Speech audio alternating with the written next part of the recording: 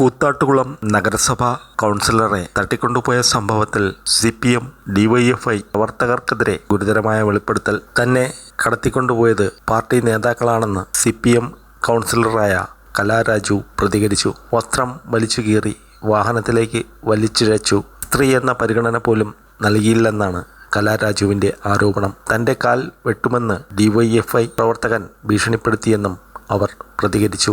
കടത്തിക്കൊണ്ടുപോയതിനു ശേഷം CPM area committee ഓഫീസിലാണ് താമസിപ്പിച്ചത്. എല്ലാം നടന്നത് ഏരിയ സെക്രട്ടറിയുടെ അറിവോടെയായിരുന്നു. ദേഹാസ്വാസ്ഥ്യം അനുഭവപ്പെട്ടപ്പോൾ ആശുപത്രിയിൽ എത്തിക്കാൻ പോലും CPM പ്രവർത്തകർ തയ്യാറായില്ലെന്നും വനിതാ കൗൺസിലർ പറഞ്ഞു. മറ്റ് ഉപദ്രവങ്ങളൊന്നും പാർട്ടി പ്രവർത്തകരുടെ ഭാഗത്തു നിന്നുണ്ടായിട്ടില്ലെന്ന് വ്യക്തമാക്കിയ കൗൺസിലർ അവിശ്വാസ പ്രമേയത്തെ അനുകൂലിച്ച് വോട്ട് ചെയ്യുന്നതിൽ നിന്ന് പിന്തിരിപ്പിക്കാനുള്ള ശ്രമം പാർട്ടിക്കാർ നടത്തിയതായും ആരോപിച്ചു.